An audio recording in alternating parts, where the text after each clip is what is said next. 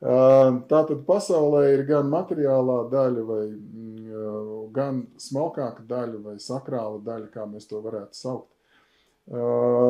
Un zīmes attiecās uz šo, uz sakrālo daļu, bet pirms es par to turpinu, es gribētu uzsvērt, ka pasaule nav sadalīta dažādās daļās.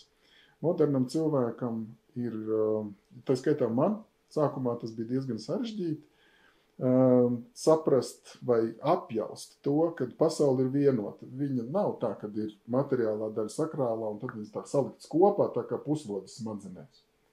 Ne, pasaule ir vienota. Viņā sakrālā un materiālā daļa ir viens. Lai viņas saprastu, mēs ar savu cilvēku prātu un uztveri varam viņas nodalīt smalkajā un rupjajā vai materiālajā un sakrālajā. Saprotot, ka pasaule ir viens, bet tomēr mēs vairāk savā uztverē ar maņām saskaramies tieši ar šo materiālo daļu, mēs esam pieraduši diezgan, kad, ja es gribu sasniegt kādus rezultātus savā dzīvē, tad es iedarbojos uz šo te materiālo daļu. Ja man ir vajadzīga bedra, es ņemu lāpstu un es roku. Ja man ir vajadzīgs siltums, tad man vajag malku. Es ņemu cirvi, cērtu koku, skaldu malku, man ir malka. Malku dedzinu ugunī, man ir siltums. Varbūt pat neaizdomājoties, vai uguns ir materiāla vai sakrāla. Bet es viņu redzu, un man tas ir skaidrs. Jā, tas ir tas, kā mēs esam pieraduši dzīvot.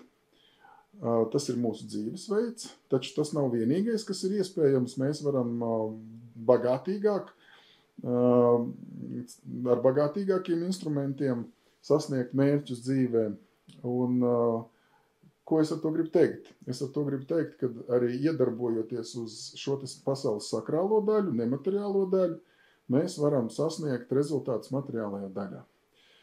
Tātad, ja reiz pasaule ir viena, tad viss, ko mēs darām materiālajā daļā, tieši attiecās uz sakrālo un otrādi. Viss, ko mēs darām sakrālajā daļā, attiecās uz materiālo daļu. Ar to ir saistīts viss, ko mēs saprotam ar garīgumu. Sākot ar lūkšanām un beidzot ar buršanos.